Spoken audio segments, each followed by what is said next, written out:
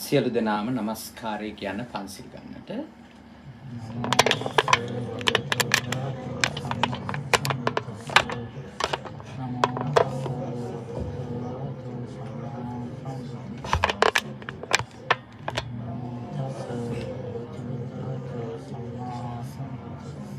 බුද්ධං සරණං ගච්ඡාමි ධම්මං සරණං ගච්ඡාමි සංඝං සරණං ගච්ඡාමි ဒုတိယံ පි බුද්ධං සරණං ගච්ඡාමි ဒုတိယံ පි ධම්මං සරණං ගච්ඡාමි ဒုတိယံ පි සංඝං සරණං ගච්ඡාමි တတိယံ පි බුද්ධං සරණං ගච්ඡාමි တတိယံ පි ධම්මං සරණං ගච්ඡාමි တတိယံ පි සංඝං සරණං ගච්ඡාමි තිසරණ ගමනං සම්පුන්නං පාණාතිපාතා වේරමණී සික්ඛාපදං සමාදියාමි අදින්නාදානා වේරමණී සික්ඛාපදං සමාදියාමි කාමේසු මිච්ඡාචාරා වේරමණී සික්ඛාපදං සමාදියාමි මුසාවාදා වේරමණී සික්ඛාපදං සමාදියාමි සුරාමේරය මජ්ජපමා දට්ඨානා වේරමණී සික්ඛාපදං සමාදියාමි අප්පමාදේන සම්පාදේත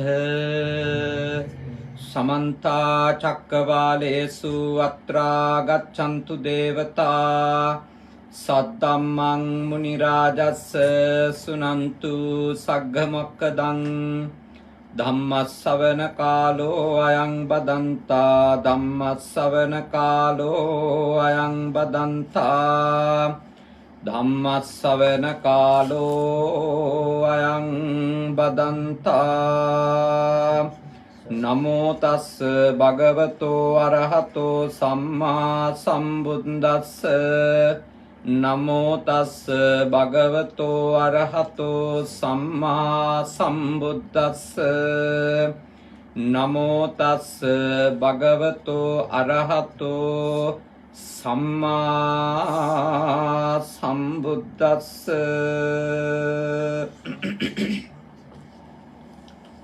මුලාසනේ වැඩ සිටින පිළියන්දල බුද්ධ ශාන්ති ජාත්‍යන්තර විද්‍යාශාන්ති ජාත්‍යන්තර භාවනා මධ්‍යස්ථානාධිපති ඒ වගේම ගුම්මා පළාතේ බුද්ධ ශාන්ති ජාත්‍යන්තර භාවනා මධ්‍යස්ථානයේ කියන සේනාසනයන්හි ආධිපත්‍ය ඔබවන අමරපුර සිරි සද්ධම්ම වංශ මහානිකායේ බස්නාහිර පළාතේ කොළඹ නවතොටුමුණේ ප්‍රධාන සංඝනායක පූජනීය අපේ වැල්ලවත්තේ පඤ්ඤාසිරි නායක මහා සාමීන්ද්‍රයාණන් වහන්සේගෙනුත් ඒ වගේම පුජි සුගත සේනාසනය ඒ වගේම කනගව සුගත භාවනා මධ්‍යස්ථානයේ කියන සේනාසනයන්හි ආධිපත්‍ය ඔබවන අපේ සහෝදර රාජකීය පඬිතු ශාස්ත්‍රපති අපේ හුරුළුනික වැවේ සුදම්ම මාහිමිපාණන් වහන්සේගෙනුත් ඒ වගේම කොළඹ දෙමටගොඩ විජයගුණ ගුණරත්නාශ්‍රමාධිපති පූජනීය අපේ ඇස්වත්තේ මංගල මාහිමිපාණන් වහන්සේගෙනුත් ඒ වගේම අපේ ගුම්මා ජාත්‍යන්තර භාවනා මධ්‍යස්ථානාධිකාරී අපේ චන්දිම ස්වාමීන් වහන්සේ මාවතුරේ චන්දිම ස්වාමීන් වහන්සේ ඒ වගේම අප සමග මේ සේනාසනේ වැඩ සිටින අපේ නන්දසාර පඬිත හමුදුරුවෝ සේනාසනාධිකාරී අපේ සද්ධාවාස සායනහන්සේගෙන් අපි ගෞරවයෙන් යුක්තව අවසර ඉල්ලා සිටිනවා මේ අනුශාසනාව සිදු කරන්න. කාරුණික පින්වතුනි, අද නිසා විශාල මහා සංඝ රත්නයකුත් ඒ වගේම ඔබ හැම දෙනාමත් දායක පිරිස ලෙස මේ සේනාසනයට අද සතියේ දවසක් කාර්ය බහුල දවසක් බොහෝ අය වැඩ ඉවර වෙච්ච ගමන් ඒ අන්තුම් පිටින්ම හරි මේ ස්ථානයට සහභාගී වුණේ උතුම් කළගුණ සැලකීමේ පුණ්‍ය කටයුත්තකට සම්බන්ධ වෙන්න. අපේ පුජිසුගත සේනාසනයේ සේනාසනාධිකාරීන් වහන්සේ වශයෙන් කටයුතු කරන ඒ වගේම පුජිසුගත දහම් පාසලේ ප්‍රධානාචාර්යයන් වහන්සේ වශයෙන් කටයුතු කරන ඒ වගේම මැලේසියාවේ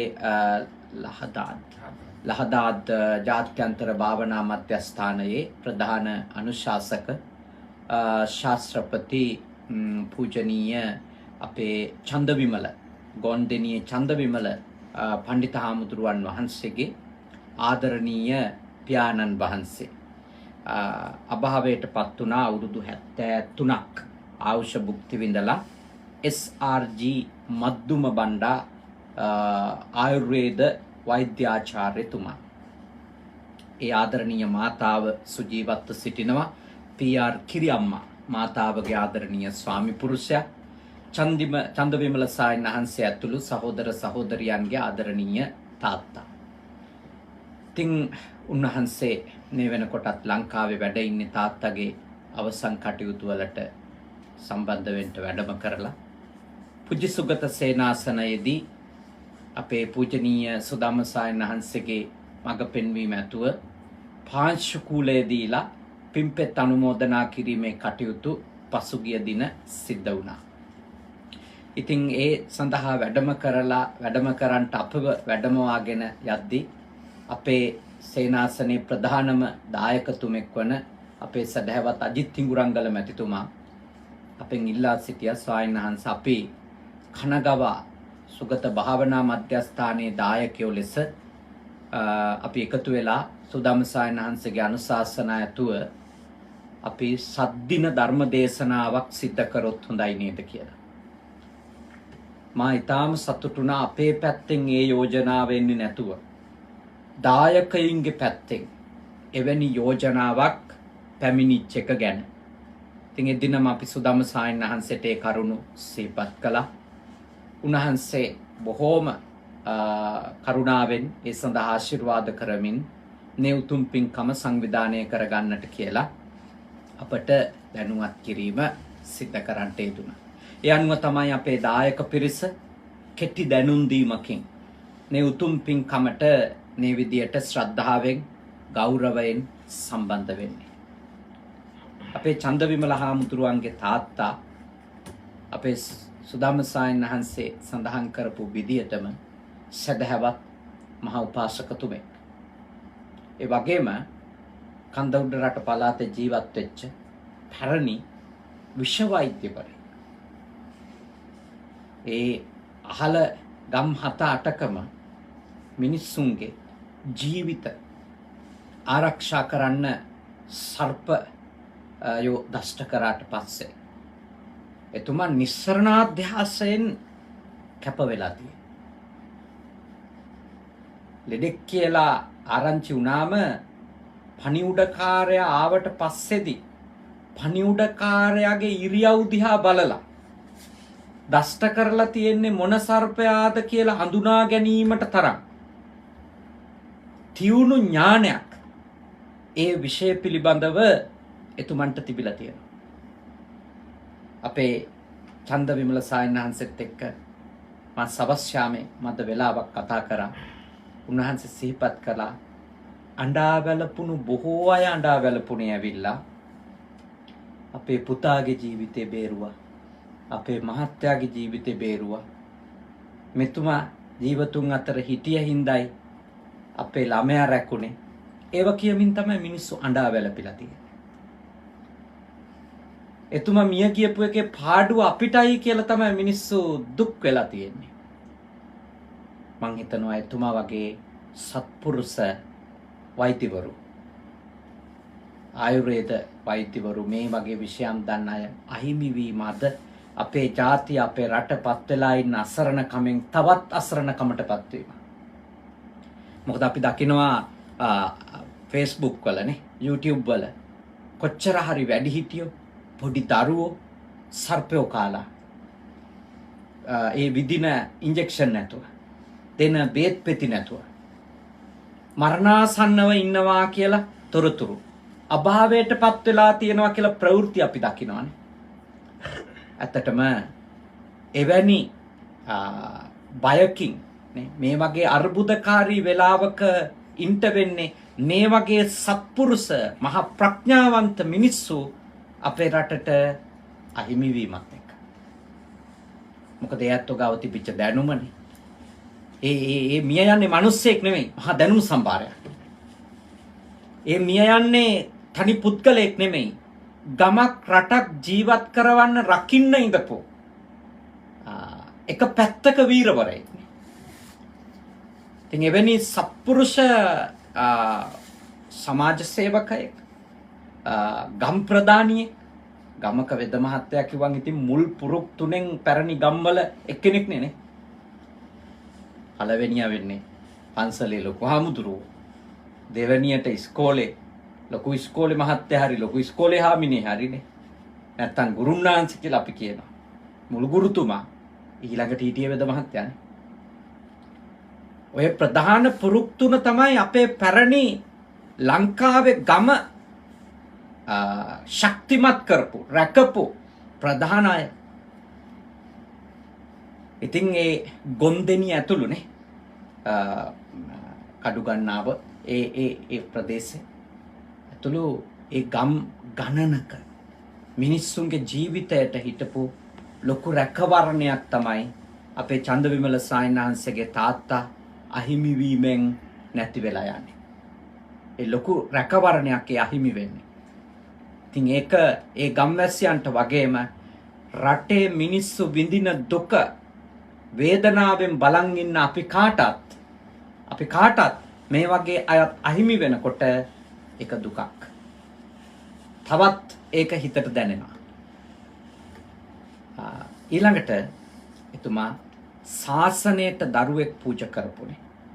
ශාසනයට දරුවෙක් පූජා කරපු වැදගත් සම්භාවනීය බෞද්ධෙක්. මහෝපාසකතුමෙක් කිව්වේ. හැමෝටම මේ ශාසනික උරුමය ලබා ගැනීම කියන එක පහසු නැහැ. මොග්ගලීපුත්ත මහරහතන් වහන්සේගෙන් අශෝක අධිරාජය ඇහුවනේ මේ ශාසනේ ඥාතිත්වය ලබන්න, උරුමය ලබන්න මම මොකද කරන්න ඕනි කියලා. ඒ වෙනකොට විහාරාරාම හදලා ධර්ම සංගායනා කරලා හැම නගරකම ධර්ම පාඨ සටහන් කරලා පුවරු සකසලා ගොඩාක් ශාසනික ව්‍යාප්තියට වැඩ කරලා ඒ වෙලාවේ මොග්ගලීපුත්ත මහරහතන් වහන්සේගෙන් ලැබිලා තියෙන අවවාදය තමයි ඔබතුමාගේම ලෙයින් ඉපදිච්ච දරුවෙක් මේ ශාසනය පැවිදි කරොත් එයින් තමයි ඔබතුමා සම්බුද්ධ ශාසනයේ සැබෑම ඥාතියෙක්. ඒ ශාසනයේ උරුමකාරයෙක් බවට ඔබතුමා පත් වෙන්නේ කියන එක. ඉතින් එතුමා ඒ උරුමය ලබන්නට මහා මහින්ද මහරහතන් වහන්සේනේ හින්දු කුමාරයා සංගමිත්තා දියණියක් තමන්ගේ පුතා සහ දුව පැවිදි භූමියට පත් කරලා සම්බුද්ධ ශාසනයේ ඥාතියෙක් වුණා.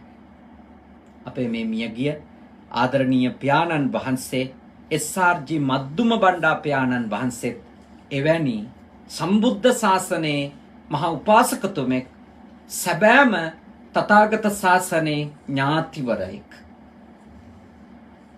ඉතින් අපි ඒ පියාණන් වහන්සේ සැබවින් දැකලා නැති වුණත් අපේ සුදම්ම ස්වාමීන්ද්‍රයාණන් වහන්සේ ලංකාවට වැඩම කරන හැම අවස්ථාවකම ඒ තාත්තම්ම බලන්න චන්දවිමල සායනහන්සේගේ මව්පියෝ බලන්න නුවරට වැඩම කරනවා. කතා බහ කරනවා, සුව දුක් විමසනවා.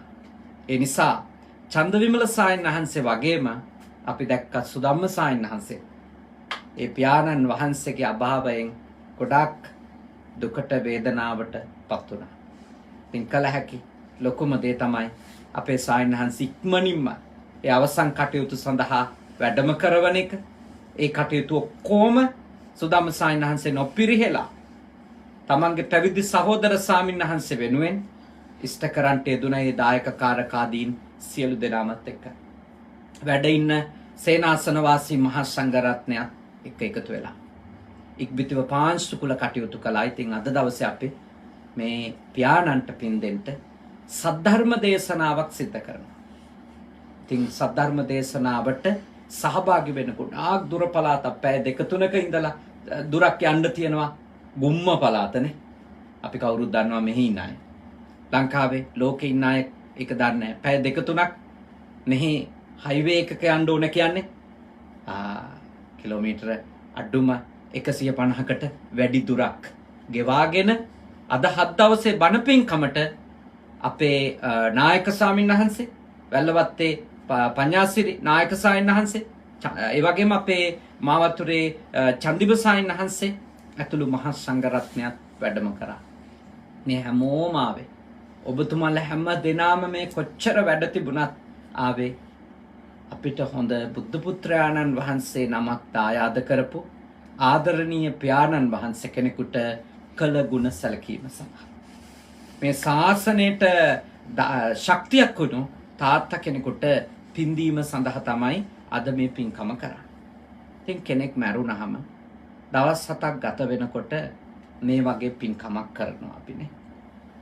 හැබැයි මේ දිනය දවස් 7ද 6ද 8ද කියන එක ඇත්තටම තේරවාදී ත්‍රිපිටකයේ හෝ අට කතාවල හෝ දිනය පිළිබඳව නිශ්චිත අදහසක් අපිට දකින්න ලැබෙන්නේ නැහැ නේ සායනහස. එහෙම දිනයක් පෙන්නලා නැහැ භාග්‍යවතුන් වහන්සේ.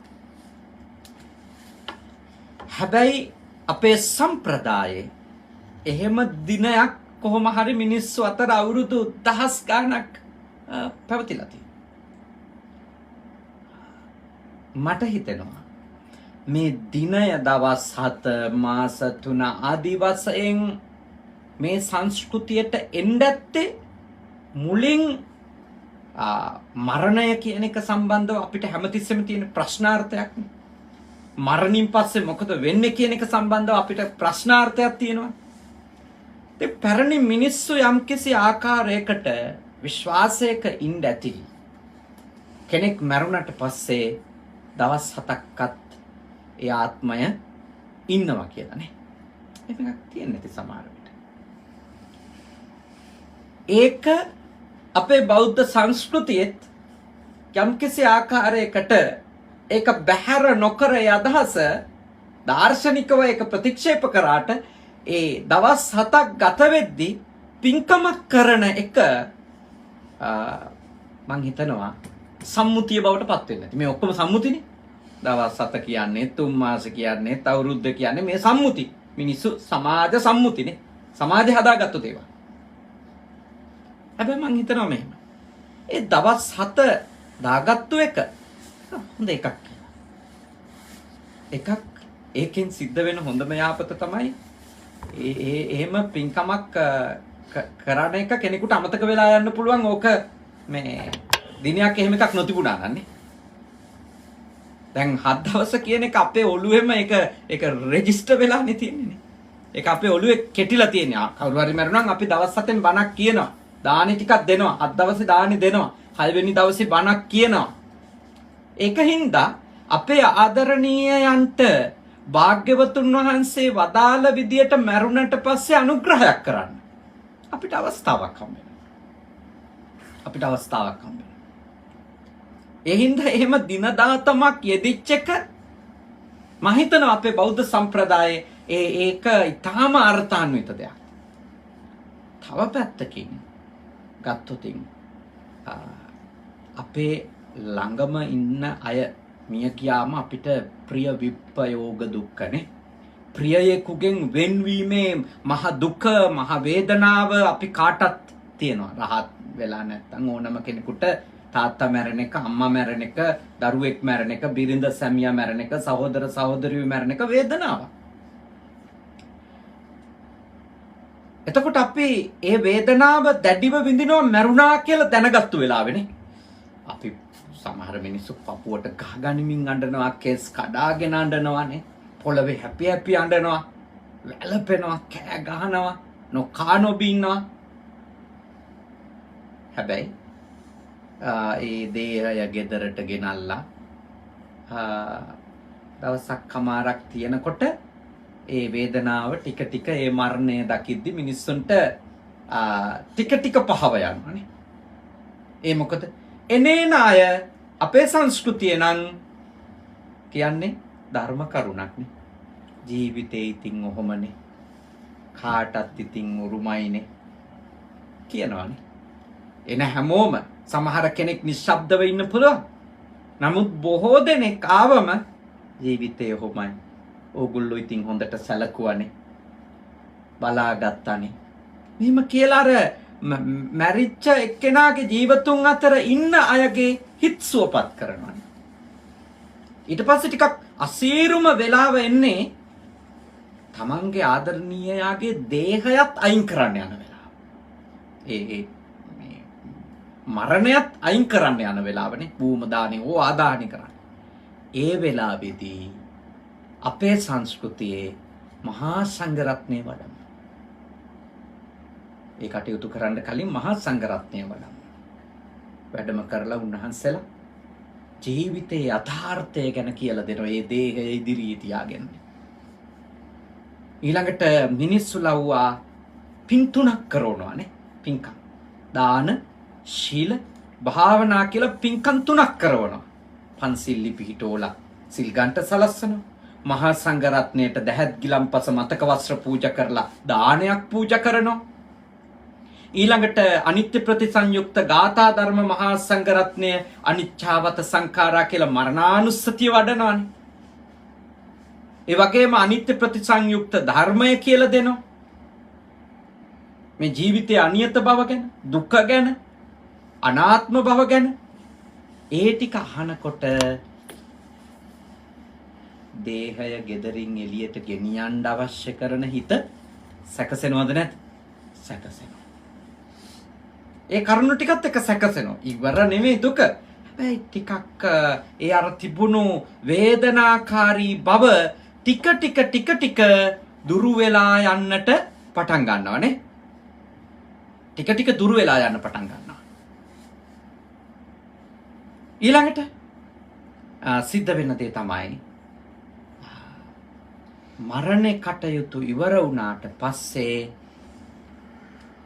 ඇති වෙන පාළුවනේ, තනිකම. ඒක ඇති වෙනෝනේ සාංකාව වගේ එකක්. තමන්ගේ ආදරණීයයෙක් ඉඳලා මිය ගියාට පස්සේදී නේ සාංකාව වගේ එකක් ඇති වෙනවා. ඒ ඇති වෙන මානසික විඩාව දුරු වෙන්නේ කොහොමද? දුරු වෙන්නේ අපි ඒ මියගිය කෙනාගේ ආදරණීයයන් අපේ සංස්කෘතියේ යොමු කරනවා. දැන් ඉතින් 7 දවසේ පින්කමට සූදානම් වෙන්න ඕන කියලානේ. ගෙවල් සුද්ධ කරනවා, බණට සායනහන්සලට ආරාධනා කරනවා, දාන කලමනා ආදිය සකසනවා. මේ ආදි වශයෙන් ගත්තම සම්පූර්ණයෙන්ම අර ප්‍රිය විප්‍රයෝගය නිසා වේදනාව විඳින මනුෂ්‍යයෝ ඊටාම කුසල අරමුණකට යොමු කරනවානේ. එතකොට අරමුණ වෙන්නේ, මෙනෙහි කරන ප්‍රධාන දේ වෙන්නේ මැරිච්ච එක ගැනද නැත්නම් මැරිච්ච කෙනා වෙනුවෙන් කරන පින්කම ගැනද? පින්කම ගැන. කුසලය ගැන තමයි වැඩිපුර අවධානය. එතකොට හිතේ පැන නගින සිතුවිලි කුසල සිතුවිලි. කුසල සිතුවිලි තමයි පැන නගින්නේ. මොකද මරණයකින් පස්සේ ඇත්තටම තියෙන සිතුවිලි ගත්තොත් ද්වේෂය මුල් වෙච්ච සිතුවිලි. මරණයෙන් පස්සේ තියෙන සිතුවිලි දෝෂ මූලික සිතුවිලි. මොනවද? දුක්ඛ, දෝමනස්ස, උපායාසනේ. මේ ඇඬීම් වැළපීම් සියල්ලම අභ්‍යන්තරික මනෝභාවය තමයි පටිගතේ. ගැටෙන සිතුවිලි තියෙන. අපේ ආදරණීයයා අපිට මග ඇරුණා, අපිට නැති වුණා, අපෙන් වෙන් වුණා කියන ඒ පටිග සිතුවිලි. ඒව වෙනුවට මේ 7 දවසේ පින්කම කරන්ට තියනව නේද? දානෙ දෙන්න තියනව නේද? මෙයා වෙනුවෙන් හොඳට පින්කම කරන්න ඕන. බණ මේ විදියට සූදානම් කරන්න ඕනේ. එහෙම හිත හැදෙනකොට එතන උපදින්නේ ද්වේෂය වෙනුවට මෛත්‍රිය, කරුණාව, කුසල සිතුවිලි උපදින. ඒකයි මේ බෞද්ධ සම්ප්‍රදායේ දවස් 7ක් ගත වෙනකොට 6 වෙනි දවසේ බණ කියලා 7 වෙනි දවසේ දාන දෙන සංස්කෘතියක් මං හිතනවා ඒක තහවුරු වෙන්න ඇත්තේ කියලා. ඒක තහවුරු වෙන්න ඇත්තේ ඒකයි. මොකද එය එක්තරා විදියක මනෝචිකිත්සක ක්‍රමයක් නේ. මානසික උපදේශන ක්‍රමයක්. ඒක උපදෙස් දීමකට වඩා ඒක ප්‍රායෝගිකව ඒ ක්‍රියාවේ යෙදවීම නිසා එයාගේ මනස ටික ටික හැදෙන්න පටන් ගන්නවා. දැන් බලන්න ඊට පස්සේ තියෙන්නේ තව 3 මාසයක් ඉස්සරහටනේ. තව 3 මාසයක් ඉස්සරහටයි ගමන් කරන්නේ. එතකොට අරමුණ තව ටිකක් දික් කරනවා. මොකද මූලිකව හිත හැදිලානේ. ඊට පස්සේ එහෙම ගිහලා තව 9 මාසයක් ඉස්සරහට ගෙනියනවානේ. අවුරුද්දෙන් පින්කම්. හොඳට බලන්න ඔබගේ ආදරණීයෙක් මිය ගියාට පස්සේ මේ පින්කම් ක්‍රමය නිසා මේ පින් අනුමෝදන් කිරීමේ අපේ සංස්කෘතිය නිසා මොන තරම් හිත සුවපත් වෙනවද කියලා. මම දන්නවා ගොඩක් අය මගේ ජීවිතෙත් මුණ ගැහිලා තියෙනවා. ජීවතුන් අතර ඉඳිද්දී සලක ගන්න බැරි වෙච්ච අය හරියට විඳෝ ඉන්නවා. ඒගොල්ලෝ හිත හදා ගන්න ඒගොල්ලොන්ට අවස්ථාව හම්බ වෙන්නේ එක්ක 3 මාසෙදී, එක්ක 7 දවසේදී, එක්ක අවුරුද්ද පින්කමේදී තමන් මුල් වෙලා අටපිරිකර ආදිය පූජා කරලා අම්මා තාත්තා වෙනුවෙන් පින් දුන්නා. ගොඩාක් අය මට මේ ටික කරගන්න බැරි වුණාට අම්මා වෙනුවෙන් මේ දේ කළා, තාත්තා වෙනුවෙන් මේ දේ කළා කියලා හිත සුවපත් කරගත්තු අය ඕනි තරම් මට මුණ ගැහිලා තියෙනවා. ඒ නිසා මේ අපේ බෞද්ධ සංස්කෘතියේ මේ තියෙන දෙය ධර්මයටත් එකඟයි. මේ සංස්කෘතිය නිසා ලොකු මානසික සුවතාවයක් උදා කරගන්න මේන් ලොකු උපකාරයක් ලැබෙනවා. කොහොමද මේ කරන ක්‍රියාව දහමට එකඟ වෙන්නේ? දහමට එකඟ වෙන්නේ අපේ තථාගත ශාසනයේ අපි අපේ ජීවිතය ඉන්පසු මරණය ගැන සිද්ධ කරපු දේශනාවල තාම උතුම් ඉගැන්වීම් තියෙනවා. ඒ ඉගැන්වීම් අතර එකක් තමයි අපි මිය ගියාට පස්සේ ඊළඟ ෂණයේ යම් කිසි භවයක උපදිනවා කියන එක. යම් කිසි භවයක අපි උපදිනවා. ඒක දෙවියෝ අතර වෙන්න පුළුවන්, බ්‍රහ්මයෝ අතර වෙන්න පුළුවන්, නිරිසත්වයෝ අතර වෙන්න පුළුවන්, තිරිසන්ව අතර වෙන්න පුළුවන්. ඒක කොතනද නෙමෙයි. අපි රහත් වෙලා නැත්තම් කෙලෙස් සහිත නම් අපි අනිවාර්යයෙන්ම අපි උපදිනවා. කෙලෙස් සහිත නම් උපදිනවා. කෙලෙස් සහිත සත්වය. සත්වයෝ මිනිස්සු මරණ අය විතරක් නෙමෙයි. තිරිසන් සත්තු මරණ අය, නිරිසත්තු මරණ අය, പ്രേතයෝ මරණ අය. ඒ හැමෝම මිය යන සත්වයෝ. නැවත උප්පත්තිය ලබනවා අපේ තථාගත දේශනාවට, තථාගත ධර්මයට. ඒ උපදින තැන් හැම එකකම පින්ගන්ට පුළුවන්ද? එයාට පින්දීමෙන් වැඩක් තියනවද කියලා ජානුස්සෝනි බ්‍රාහ්මණයා භාග්‍යවතුන් වහන්සේගෙන් එක වෙලාවක විමසුවා. උන්වහන්සේ දේශනා කළා පින්ගන්ට පුළුවන් තැන් වගේම බැරි තැන් තියෙනවා. උදාහරණයක් ලෙස උන්වහන්සේ දේශනා කරන යම් කිසි කෙනෙක් ඉන්නකම් ප්‍රාණඝාත කරලා, හොරකම් කරලා, වැරදි කාමයේ දිලා, බොරු කියලා, කේලම් කියලා, පරුස වචන කියලා, හිස් වචන කියලා, ඊළඟට අනුන්ගේ දෙයට දැඩි ආසාවෙන් ඉඳලා, අවිජ්ජා කියන දැඩි ලෝභයෙන් ඉඳලා, නරක නපුරු ගති සහිත ව්‍යාපාද සිතුවිලි වලින් ඉඳලා, කර්මය කර්ම විපාකය නැත කියන මිච්ඡාදිට්ඨික සිතුවිලි වලින් ඉඳලා කවුරු හරි කෙනෙක් මැරුණා. එයා උපදින්න පුළුවන් නිර්සත්වයෝ අතර. අටමහා නරකයෙන් එකක උපදින්න පුළුවන්. අවීතිය, සංජීවක, ඔම කියලා අටමහා නිරයක් තියෙන්නේ නේ. ලෝකුඹු නිරය, එවැනි තැනක උපදින්න පුළුවන්. එවැනි තැනක ඉපදිච්ච කෙනෙක් භාග්‍යවතුන් වහන්සේ දේශනා කරලා තියෙනවා අපි කොච්චර පින් දුන්නත් පින් ගන්න පුළුවන් සත්වයෝ නෙමෙයි. ඊළඟට තව කෙනෙක් ප්‍රාණඝාත කරලා හොරකම් කරලා වැරදි කාමයේ යෙදিলা බොරු කියලා කේලම් කියලා පරුස වචන හිස් වචන කියලා අනුන්ගේ දෙයට ආස කරලා අනුන් නැසේවා වෙනසේවා කියලා හිතලා කටයුතු කරලා පින්පව් නෑ කියලා හිතාගෙන කටයුතු කරලා මිත්‍යා දෘෂ්ටිකව මිය ගිහිල්ලා තිරිසන් අපාය උපදින්න පුළුවන්. එවැනි තැනක ඉපදිච්ච කෙනෙකුත් අපේ තථාගතයන් වහන්සේගේ ධර්මයට අනුව පින් ගන්නෙ නෑ. පින් අනුමෝදන් වෙන්න බෑ. හැබැයි භාග්‍යවතුන් වහන්සේගේ දේශනාවේ පෙන්වලා දෙන්නේ පින් ගත හැකි භව අතර പ്രേත භවවල ඉපදිච්ච අය පින් අනුමෝදන් වීමේ හැකියාවක් තියෙනවා. අන්නේ ඇත්ත වෙනුවෙන් තමයි අපි මේ වගේ පින් අනුමෝදනා කිරීම කටයුතු සිදු කරන්නේ. පෙතවත්තු පාළියේ තියෙන තිරෝකුඩ්ඩ වගේ සූත්‍ර දේශනාවක් ගත්තා. තාම පැහැදිලිව භාග්‍යවතුන් වහන්සේ දේශනා කරලා තියෙනවා මියගිය අයගෙන් තමන්ගේ ඥාතීන්ගෙන් පින් බලාපොරොත්තු වෙන තමන්ගේ නෑයෝ විදියට ඉඳලා මිය ගියපු ඥාති ප්‍රේතයින් නේ එහෙම පින් බලාපොරොත්තු වෙන පින් දුන්නම පින් අනුමෝදන් වෙන පිරිසක් ඉන්නවා කියලා.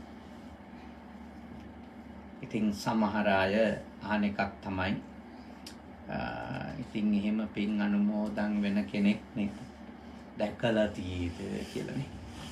දැකලා තියෙද කියලා. ඉතින් අපේ ඇහැට පේන්නේ නැති ඔක්කොම බොරුදනේ. ඇහැට පේන්නේ නැති ඔක්කොම බොරුද? එහෙම ජීව පද්ධතියින් නෑ කියලා අපිට කියන්න පුළුවන් ද ඇහැට නොපෙනෙන නිසා. ඊටාම තියුණු උපකරණ වලින් නිරීක්ෂණය කරොත් අපේ මේ මූණෙම කොච්චර චූටි සත්ව කොට්ටාස ඉන්නවා පේනවද මේ පොළවට එවැනි අන්වීක්ෂක් වැනි උපකරණයක් එල්ල කරොත් ලක්ෂ ගාණක් නේ පියවි ඇහැට නොපෙනෙන සත්ව කොට්ටාස පේනවා. එතකොට දැන් අපිට මේ පොළව දිහා බලලා කියන්න පුළුවන් මොකෙක්වත් නැහැ. ඒක ඇත්තක්ද? කිසිම සත්වයක් නැහැ. හරිම පිරිසිදුයි කිව්වට ඒක ඇත්තක්ද? ඒ නිසා ඇහැට නොපෙනුනාට අපේ භාග්‍යවතුන් වහන්සේගේ උතුම් ප්‍රඥාව ගැන අපිට සැකයක් නැහැ. මොන ප්‍රඥාවද? චුතූපපාත ඥානයනේ. චුතූපපාත ඥානය ගැන කෙනෙක් මේ භවයෙන් නික්මිලා ගිහිල්ලා ආයෙත් උපදින විදිය උපදින තැන ගැන දැකීමේ උතුම් නුවණ ගැන අපිට කිසි සැකයක් නැහැ. ඒ උතුම් නුවණ ගැන ශ්‍රද්ධාවක් නැති කෙනෙක් නම් යාට කියන්න අමාරුයි එහා බෞද්ධයෙක් කියලා. ඒ ශ්‍රද්ධාවත් එක්ක තමයි බෞද්ධකම ආරම්භ වෙන්නේ. භාග්‍යවතුන් වහන්සේගේ උතුම් නුවණ ගැන අපිට පැහැදීමක් තියෙනවා. ඒ නුවණින් වදාළ උතුම් ධර්මයක් තමයි ඒ නුවණින් දැකලා දේශනා කරපු සත්‍යයක් තමයි මියගිය අයගෙන් පරදත්තූපජීවී වැනි പ്രേත භවවල ඉපදිච්ච අය පින් අපේක්ෂා කරනවා එවැනි ඥාති പ്രേතයින් පින් දුන්නම පින් අනුමෝදන් වෙනවා කියන එක. ඉතින් අද අපි සිද්ධ කරන්නේ අපේ චන්දවිමල සායින් වහන්සේ ඇතුළු දුවා දරුවන්ගේ ආදරණීය පියාණන් වහන්සේ එහෙම පින් ගත හැකි භවයක ඉන්නව නම් එතුමට පින් ලැබේවා මේ පින් අනුමෝදන් වේවා කියන උදාර සිත ඇති කරගෙන කරන පින්කම.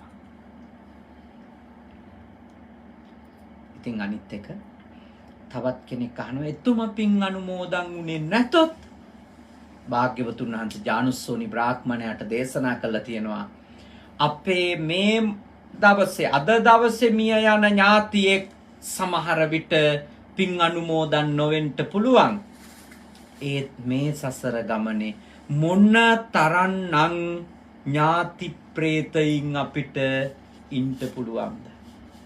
මේ සසරේ චරටම දිගයි. උන්වහන්සේගේ උපමාවල දේශනා කළා තියෙන්නේ. අපිට මුණ ගැහුණු අපේ ඥාතීන් සසර ගමනේ බිරිඳ, සැමියා, අම්මා, තාත්තා, දරුවෝ ලෙස මුණ ගැසුණු අයගේ හිස් කබල් ඇටකටු එක ගොඩකට ගොඩ ගැහුවා නම් මහා මේරු පර්වතයට වඩා උසයි ඒ ඇටකටු හිස් කබල් ගොඩ කියලා. එච්චරටම අපිට නෑදෑයෝ සසරේ හම්බෙලා තියෙනවා. ඒ අය වෙන් වෙනකොට අඬපු කඳුළු එකතු වුණා නම් මහා සාගරේ ජලයට වඩා වැඩි කියලා. ඉතින් ඔබ හිතන්න. අපේ නෑදෑයෝ අද අපි චන්දවිමල සායනාංශගේ ආදරණීය තාත්තට පින් දෙනවා. එතුමා පින් ගන්න තැනක නැති කියමුකෝ. එතුමා දිව්‍ය භවයක, බ්‍රහ්ම භවයක, මනුෂ්‍ය භවයක ඉපදිලා ඉන්නවා අපෙන් පින් අපේක්ෂාවක් නැතුව. හැබැයි මේ පින් අපත යනවද? නෑ. ඉදම් මේ ඥාතිනං හෝතු, මේ පින මගේ නෑයන්ට අත්වේවා.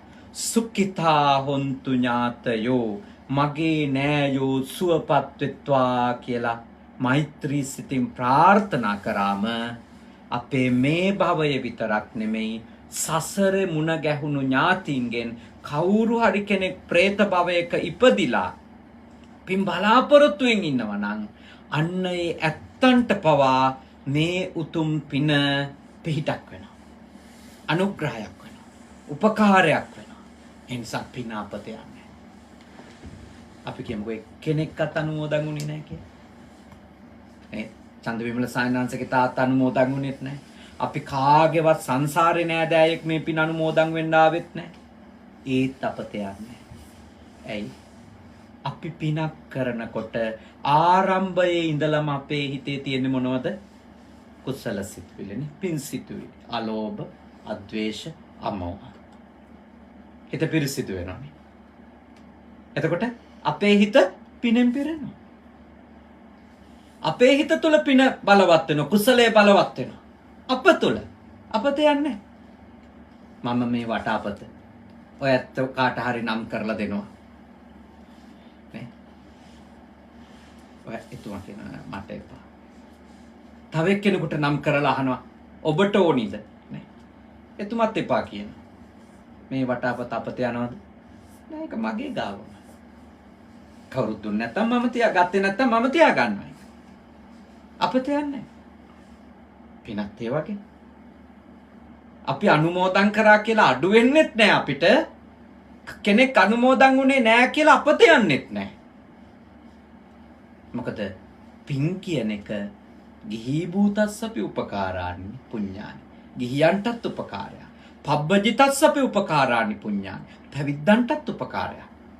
දේව භූතස්සපි උපකාරානි පුඤ්ඤානි. දෙවියන්ටත් උපකාරයක්. අපි කාටත් පින කියන එක අනුග්‍රහයක්. පින කියන එක උපකාරයක්. එහෙනම් පින අපත යන්නේ නැහැ.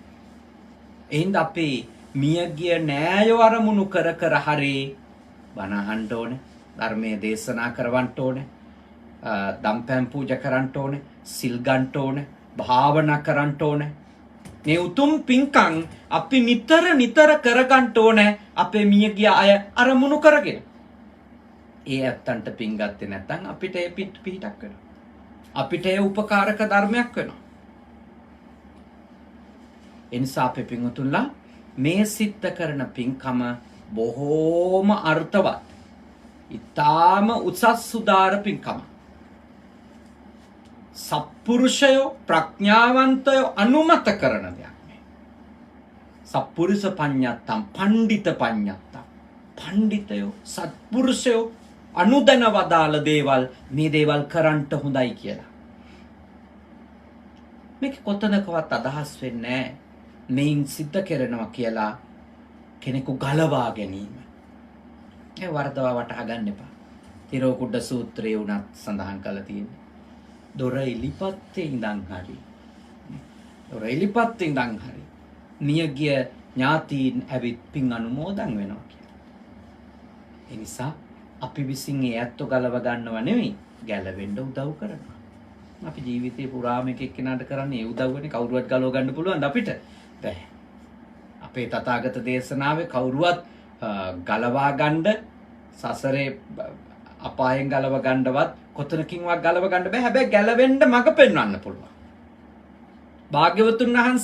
භාග්‍යවතුන් වහන්සේගේ ධර්මයේ සිද්ධ කරලා තියෙන ගැලවෙන්න මඟ. ඉතින් කෙනෙකුට දුකටපත් වෙලා ඉන්නව නම් ඒ දුකින් නිදහස් වෙන්න උදව් කරනවා. මේ කරන්නේ උදව්ව. මේ කරන්නේ උපකාරය. ඒ ආදරණීය පියාණන් වහන්සේට. එතුමා පින් අපේක්ෂිත නම් මේ පින්කමේ පින් අනුමෝදන් වෙලා නිසක වශයෙන්ම එතුමා සුවපත් භාවයට සපවත් භාවයට පත් වෙවි. හැබැයි මේවා එක ගොඩාක් මිත්‍යාවනුත් තියෙනවානේ. කෙනෙක් මැරුණට පස්සේ මොන තරම් ඒ පිළිබඳව මිනිස්සු එකිනෙක අතර මිත්‍යාවන් පැතිරෙනවා. දැන් සමහර අය හිතනවා ගේ ඇතුලේ ඉඳන් පින් දෙන්නත් හොඳ නෑ කියලානේ. හිතනවා. සමහරව හිතනවා පන්සලට ගිහිල්ලා තමයි පින් දෙන්න ඕන. නැත්තම් එළිය වෙන තැනකදී තමයි පින් දෙන්න ඕන. ගෙදර පින්කම් කරලා පින් දෙන්නොත් එහෙම අපිට කරදර වෙයි. ඒක හරි අකෘතඥ සිතුවිල්ලක්. ඒ වගේ සිතුවිලි සමාජේ බලවත් වෙනවා නම් ඒක මිත්‍යා දෘෂ්ටික අකෘතඥ මිනිස්සුන්ගේ සිතුවිල්ලක් ලෙස අපි බැහැර කරන්න ඕනේ අනුකම්පාවෙන්. එක පැත්තකින් තියෙන අකෘතඥකම අනිත් පැත්තෙන් තියෙන අනුවණකම. එවැනි දේවල් අපි බැහැර කරන්න ඕන. මොකද කවදාවත් ගේ ඇතුලේ ඉඳන් පින් අනුමෝදන් කරා කියලා ඒ gedara නිවැසියන්ට අගතියක් වෙන්න පුළුවන්ද? තථාගත ධර්මයට අනුව කිසිසේත්ම බෑ. ඇයි? පෙන් වඩනකොට වේවා ගාතාව නිකන් ගාතාව ඉදම්මේ ඥාතිනං උතු කියන ගාතාව කියනකොට වේවා මොන සිතුවිල්ලද තියෙන්නේ? ඒවයි අර්ථ මොනවද? ප්‍රේතයෝ කන්දන මන්ත්‍රයක් ඉදම්මේ ඥාතිනං හෝතු කියන්නේ. ඒ තියෙන්නේ මෛත්‍රිය, කරුණාව, අනුකම්පාව. තින් කෙනෙකුට ඉදම්මේ ඥාතිනං හෝතු කියලා ගාතාව කියලා පින් අනුමෝදන් කිරීමෙන් ප්‍රේතයෝ ආකර්ෂණය වෙලා ප්‍රේතයෝ කරදර කරන මට්ටමට එනවා නම් තව ටික කාලයක් ගිහිල්ලා කියයි සියලු සත්වයෝ සුවපත් වෙත්වා කියලා කියන්නත් එපා කියලානේ. ඇයි? එතකොට සියලුම සත්වයෝ කොහේ ඉන්නේ උන් ආකර්ෂණය වෙලා ඇවිල්ලා අපිට කරදර කරයිද දන්නේ නැහැ කියලා එහෙම කියන්න පුළුවන්. එතකොට මෛත්‍රී භාවනාවත් එපයි කියයි. ඒ නිසා බුදුදහමේ කොතනකවත් ගේ ඇතුලේ පින් දෙන්න එපා, අතන පින් දෙන්නේ, මෙතන පින් දෙන්නේ කියලා ධර්මයේ නැහැ. හැබැයි මිත්‍යා දෘෂ්ටික අදහස් දරන උප්පත්ති බෞද්ධයෝ ගාව ඕවා තියෙනවා. ඒගොල්ලොන්ට මොන විදියෙන් කියලා දුන්නත් පිළිගන්නෙත් නැහැ. කොච්චර ධර්මය දන්න ඉගෙනගත් ස්වාමීන් වහන්සේ කෙනෙක් කියලා දුන්නත් ඊට වැඩිය හොඳට විශ්වාස කරනවා කවුරු හරි මායම් වෙලා කියන මිනිස්සෙක් කියන එකක් නේ. හොඳට විශ්වාස කරනවා. හරියට හරි කී විශ්වාස කරනවා. ඉතින් මොකද කරන්නේ? මිනිස්සු සමහර දේවල් වලින් ගලව ගන්නවා කියන එක ලේසි නෑ. ඇත්තටම මිනිස්සු අමාරුම දෘෂ්ටි වලින් ගලවනවා. මිනිස්සු අමාරුම දේ තමයි තමන් එළඹිලා ඉන්න මතවාද වලින් මිනිස්සු නිදහස් කරන එක. මිත්‍යා දෘෂ්ටියෙන් ගලවන එක තමයි මේ සසරේ මිනිස්සෙක් ගලව ගන්න අමාරුම එක. මොකද දෘෂ්ටි ගතික වුණාම තමන්ගේ මතය හරි කියලා එල්බිලා හිටියම භාග්‍යවතුන් වහන්සේම ඇවිල්ලා දේශනා කරත් පිළිගන්නේ. ඒ තමයි ප්‍රහත් මහත්තයා තියෙන්නේ මේ ලෝකේ ස්වභාවයනේ. දෘෂ්ටි ගතික බව තමයි මේ සංසාර ගමනේ මිනිස්සු දිගින් දිගටම ගමන් කරන්නට හේතු වෙච්ච ප්‍රධානම දේ. මං හිතනවා තථාගත ලෞතර බුදුරජාණන් වහන්සේ ඒකමයි මුලින්ම අපිට සම්මා දිට්ඨික භාවයම යෝජනා කරන්නේ. නිවැරදි දැක්මක් නැතුව කවදාවත් සසර දුකින් නිදහස් වෙන්න බෑ. මොකද දැක්මම මිත්‍යාවක් වුණාම වැඩපිළිවෙල කොහොමත් මිත්‍යාවක් වෙනවානේ. විෂන් එක මිත්‍යාවක් නම් මිෂන් එක අනිවාර්යෙන් ඊට සාපේක්ෂවනේ. ඊට සාපේක්ෂව තමයි ක්‍රියාකාරකම්. ඒ කිව්වේ දැක්මට අනුව තමයි චරණයනේ. හැසිරීම. ඒ නිසා අපේ තථාගතයන් වහන්සේගේ දේශනාවට අනුව අපි නිරවුල්ව මේ කාරණා ගැන හොඳ අවබෝධයක් තියාගන්න ඕන. සම්පූර්ණ පින්දීම කියන්නෙම මෛත්‍රී පූර්වක ක්‍රියාව. මෙත්තා කියන උතුම් චෛතසිකය ප්‍රායෝගිකව වැඩීමක්. කරුණාව කියන උතුම් චෛතසිකය ප්‍රායෝගිකව වැඩීමක්. ප්‍රායෝගිකව. වචන කියා සුවපත් වේවා කීමට වඩා එයාව සුවපත් කරන්න අපි යම්කිසි ආකාරයකට ක්‍රියාවක් කරනවා. පරලෝක ජීවිතය සුවපත් කරන්න. ඒ හින්දා ඔයත් කවුරුත් මේ උතුම් ක්‍රියා එක්ක තියෙන මිත්‍යාවන් ටික සිහි කල්පනාවෙන් බැහැර කරන්න ඕනේ. බැහැර කරලා අපි හරිදේ නිර්වුල්ව ස්ථාවර බෞද්ධයෙක් විදියට භාග්‍යවතුන් වහන්සේගේ ධර්මයේ සරණ ගියපු භාග්‍යවතුන් වහන්සේ සරණ ගියපු ස්ථාවර ශ්‍රද්ධාවක් තියෙන බෞද්ධයෙක් ලෙස අපි කරන කටයුතු අපි කරන් යන්න. අනිත් එක පිංගන්ට එන ප්‍රේතයෙක් නම් එන්නේ පිංගන්ටමනේ නේද? පිනනේ හොයන්නේ. දැන් කාලකංජ වේවා කුප්පිපාසිත වේවා එවැනි ප්‍රේතයෙක් ගන්නකෝ. දැන් කුප්පිපාසිත ප්‍රේතයෙක් උදාහරණයකට ගත්තොත් බඩගින්නෙන් පිපාසාවෙන් ඉන්න භවයේ ඉන්න ප්‍රේතයෝ. කුප්පිපාසිත ඒ ප්‍රේතයෝ අපි කොච්චර පින් දුන්නත් ඒ ප්‍රේතයෝ පින් අනුමෝදන් වීමක් ගැන එහෙම ඍජුව දේශනාවේ පෙන්නලා නැහැ. මොකද ඒගොල්ලෝගේ ආහාරය තමයි බඩගින්න පිපාසාව. ඒගොල්ලෝ හොයන්නේ ඒක. එතකොට පරදත්තූපජීවී භවයේ ඉන්න ප්‍රේතයෝ ගැන තමයි අපේ දේශනාවේ තියෙන්නේ පින් අනුමෝදන් කිරීම ගැන.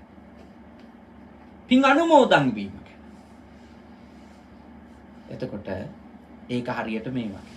පින් ගන්නට එන කෙනෙක් මිසක වෙන කෙනෙක් වෙන ප්‍රේතයෙක් පින්කමක් කරනකොට එන්න බෑ කියන එක අපිට සරලව නිකන් මේ ලෝකේ උදාහරණකින් තේරුම් ගන්න පුළුවන්. දැන් මේ චානක ප්‍රභාත් මහත්තයා ඉන්නවා.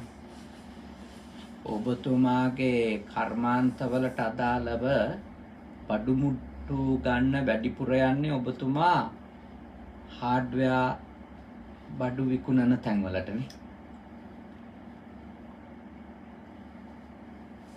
දිමුතුසන්ට ඕන වෙනවා පරිප්පු කිලෝ එකක් ගන්න. පරිප්පු කිලෝ එකක් ගන්න ඕන වෙන කෙනෙක් යනවද හાર્ඩ්වෙයාර් එකකට? නෑනේ. හાર્ඩ්වෙයාර් එකකට යන්නේ නෑ. අවශ්‍යතාවයේ තියෙන කෙනා තමයි එතෙන්ට යන්නේ. පින්කමක් කරනකොට පින් අනුමෝදන් වෙන්න එන්නේ පින් අපේක්ෂා කරන කෙනා.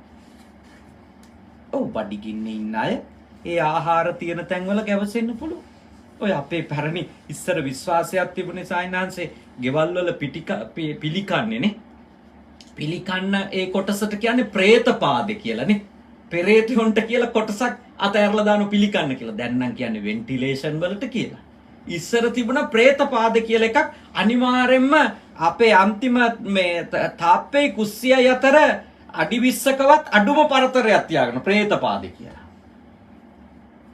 මොකද එතෙන්ට තමයි වළඳ පිඟාන හොදලා වතුර ටික විසික් කරන්නේ. සමහර වෙලාවට ඉස්සර නම් මිනිස්සු කෙලත් ගැහුවානේ. ඉතින් ඒ තැන්වල පෙරේතයෝ ගැවසෙනවා කියලා තමයි අපේ සංස්කෘතිය අපේ මිනිස්සු විශ්වාස කරේ. අනාදිමත් කාලය. එතකොට මොකද එතන ආහාර තියෙනවා. අපේ ඉතින් ඒ ප්‍රේතයෝ ගැන තියෙන විස්තරේ හරිම මේ ගොඩාක් ඒව ලස්සනට අධ්‍යයනය කරලා ඇත්තටම මේ දේශනා පවත්වනවා මේ අපේ ගලිගමුවේ ඥානදීප සායනා. මම ඔයයන්ට යෝජනා කරනවා මේ පේතවත්තු පාළිය ඇසුරින් කරපු හොඳ දේශනා ගලිගමුවේ ඥානදීප සායනාංශගේ ඒවා අහන්න කියලා. මම එච්චර ඒ විෂය ගැන ගොඩාක් දේවල් මම කියවලා නැහැ. යම් කොටසක් තමයි කියවලා තියෙන්නේ. නමුත් උන්වහන්සේ ඒ විෂය පිළිබඳව ඒ මාතෘකා මේ විමාන වත්තුව පේත වත්තුව ඇසුරු කරගෙන ගොඩාක් දේශනා කරන මේ අන්තර්ජාලේ තියෙනවා. මටත් ඕනේ වුණා මමත් ඒවත් අහන වෙලාවල් තියෙනවා. ඒ කරුණක් තව චුට්ටක් දැනගන්න ඕන. හොඳ දේශනා. ඉතින් ඒ අපි හොඳට අවබෝධ කරගන්න ඕනේ. මේ ප්‍රේතය කියපු ගමන් ඒ වචනෙටම බය වෙන එක වැරදි. මොකද ඔය പ്രേත කියන වචනේ පොදුවේ පාලියේ මිය ගියපු සියලු දෙනාට පාවිච්චි කරන වචනය. අනේ සායනද? පීතෝ පේතෝ කියලා කියනනේ. මේ භවයෙන් නික්මුණා කියන අර්ථයෙන් പ്രേත කියලා කියනවා. يعني මම අපවත් උනත් പ്രേත තමයි. ඔය ඇත්තෝ අපවත් මිය ගියත් പ്രേත තමයි. ඒකේ අදහස මැරුණා කියන්නේ. එයා මේ භවයෙන් නික්මුණා. හැබැයි ඒ අතරේ වෙනම പ്രേත කොට්ටාස නේ. പ്രേත කොට්ටාස පිළිබඳව අපේ තේරවාදී ධර්ම විවරණ සම්ප්‍රදායේ මුල් සූත්‍ර දේශනාවල ඒ වගේම පසු කාලීනව ලියවුණු අටුවාවල ගොඩාක් තොරතුරු තියෙනවා. ඒ නිසා අපි අවබෝධ කරගන්න ඕනේ තාම උතුම් දෙයක් මේ අපේ මියගිය ඥාතීන්ට අනුග්‍රහ කරන එක. ගොඩාක් උතුම් දෙයක්. ඒක කවදාවත් කවුරු කිව්වත් මග අරින්න හොඳ නැහැ. මොකද මම නම් පින් දෙනකොට හිතන එකක් තමයි අද මම මේ මනුස්ස ආත්ම භාවයේ ඉන්නේ මගේ මේ ආත්මේ අම්මා ප්‍රධාන හේතුවක් මේ ආත්මේ තාත්තා ප්‍රධාන හේතුවක් ඒක ඇත්ත. හැබැයි ගිය ආත්මේ මට හමු වෙච්ච ඊට කලින් භවවල මට හමු වෙච්ච කවුරු හරි අම්මා කෙනෙක් කවුරු හරි තාත්තා කෙනෙක් කවුරු හරි ගුරු හාමුදුරු කෙනෙක් ගුරුතුමෙක් කල්යාණ මිත්‍රයෙක් මේක පව මේක පින මේක හොඳ වැඩක් මේක නරක වැඩක් මේක කරන්න එපල්ලා ඔහොම කිය අපි යොදවන්න ඇතිනේ නේ. අකුසලෙන් වළක්වන්න ඇතිනේ. කුසලයේ යොදවන්න ඇතිනේ. එහෙම කරපු කාමාවචර කුසලයක ආනිසංශයක් විදියටනේ අපිට මේ කාමාවචර සුගති භූමියක් වෙච්ච මනුස්සාත්මේ උප්පත්තිය ලබන්න ලැබුණේ. එතකොට අපේ මේ ලැබපු උතුම් ආත්ම භාවයට අපේ පෙර භවයේ අම්මා තාත්තත් උදව් කළා.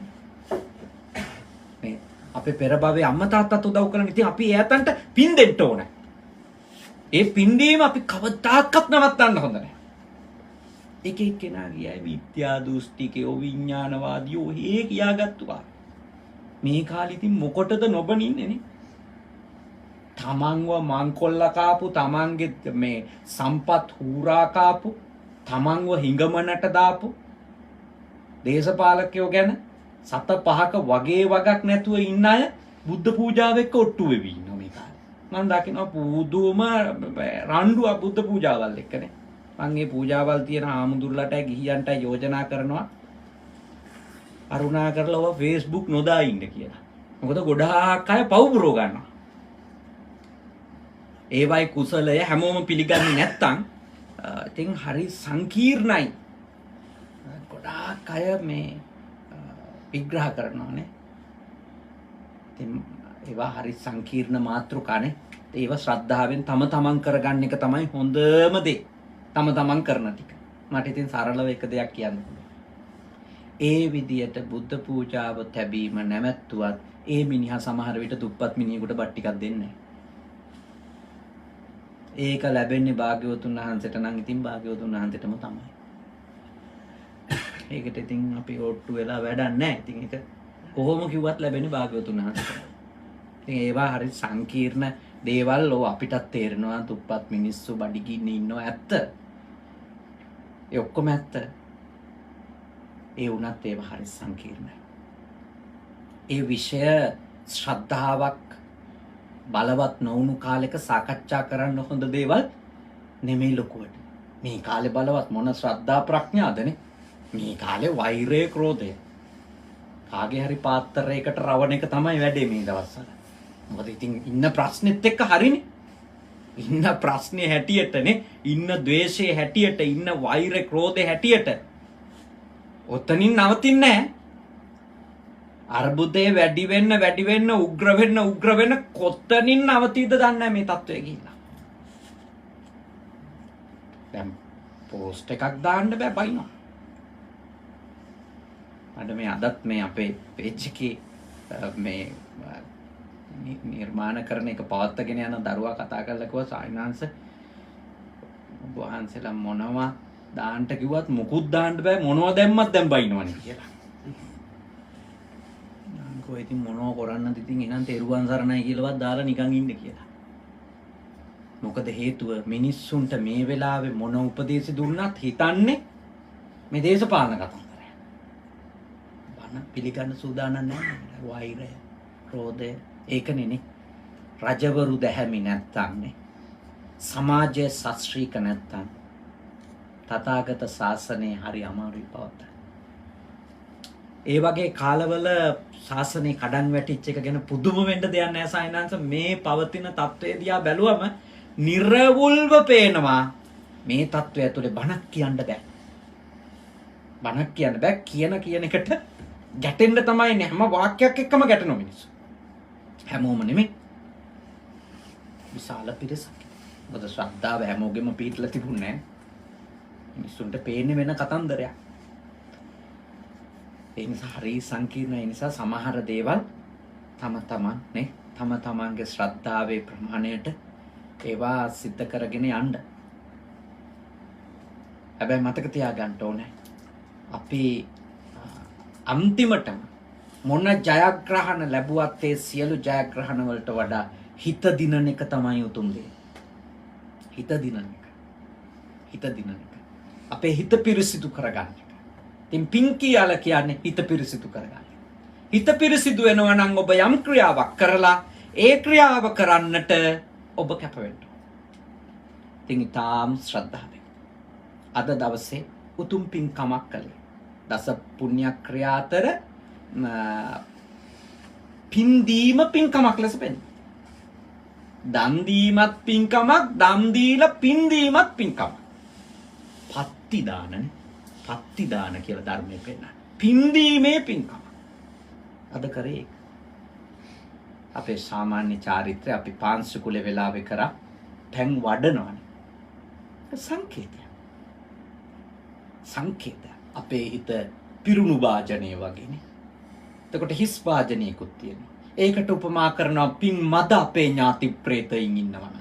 පින් නැති අය අපි කරන්නේ අර පිරුණු වාජනෙන් හිස් වාජනයට පැන්වත් කරනවා වගේ අපි ඒක සංකේත කරගෙන අපි කරගත්තු පින අපේ හිත පිනෙන් පිරීලා ඉතිරිලා යද්දී අපේ ඥාතීන්ට මේ පින අත් වේවා කියලා ප්‍රාර්ථනා කරනවා. ඒක සංකේතෙන් පෙන්වන එක තමයි අර වතුර වාජනේ පිරීලා ඉතිරිලා යන්නවක් කරන එක. ඒකවත් කරේ නැහැ කියලා පිනේ අඩුවක් වෙන්නේ නැහැ. නමුත් ඒ සංකේතත් අපි කරනවා. ඒ දේවල් අනාදිමත් කාලයක් පවත්වගෙන යන්නේ ලොකු අර්ථ ඇතුව. ඒ නිසා අද දවසේ උතුම් පින්කමක් කරගත්තා. අපේ චන්දවිමල සායනහන්සේ ඇතුළු දුවා දරුවන්ට හිත හදාගන්න පුළුවන්කම තිබෙනවා. උන්වහන්සේගේ ඒ සහෝදර සහෝදරියන්ගේ ආදරණීය තාත්තා රටට ණය නැතිනේ. පවුලට ණය නැති. ශාසනයට මහා ශක්තියක් වුණු, සමාජයට මහා ශක්තියක් වුණු සදහවත් උපාසකතුමෙක්. සමාජ සේවකයෙක්. අපේ රට රැක්ක කෙනෙක්. අපේ රටේ මහජනයා රැක්ක කෙනෙක්. මුදල් ඉස්සර කරගෙන වැඩ කරපු කෙනෙක් නෙමෙයි.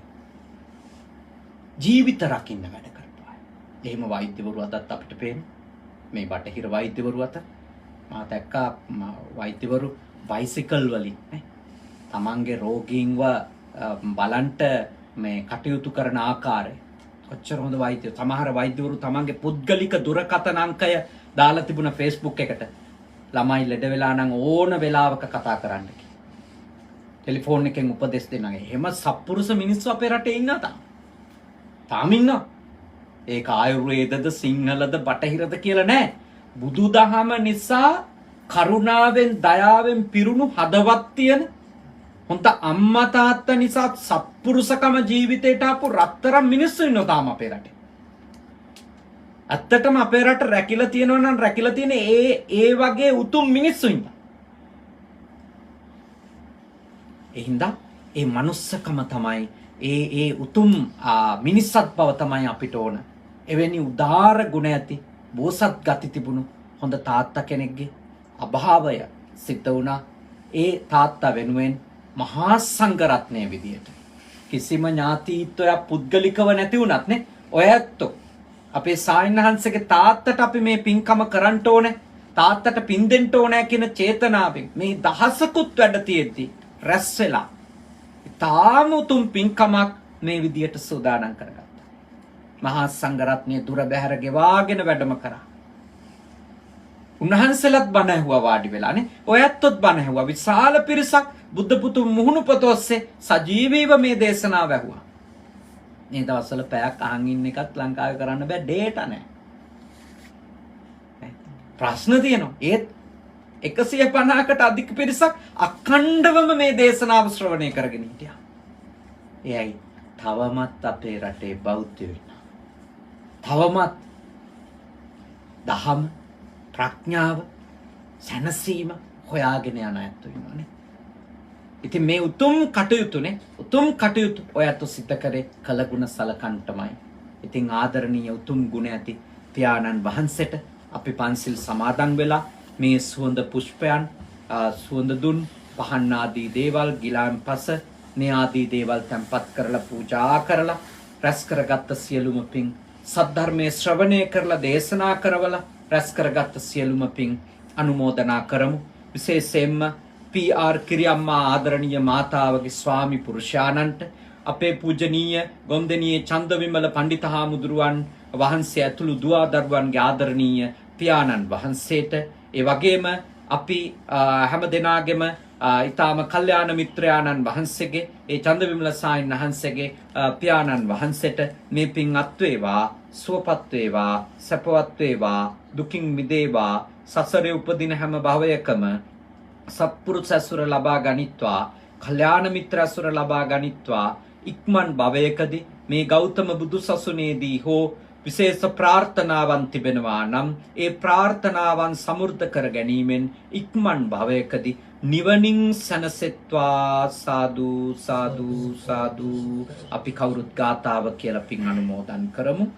ඉදම් මේ ඥාතිනං හෝතු සුඛිතා හොන්තු ඥාතයෝ. ඉදම් මේ ඥාතිනං හෝතු හොන්තු ඥාතයෝ. ඉදම් මේ ඥාතිනං හෝතු සුඛිතා හොන්තු ඥාතයෝ.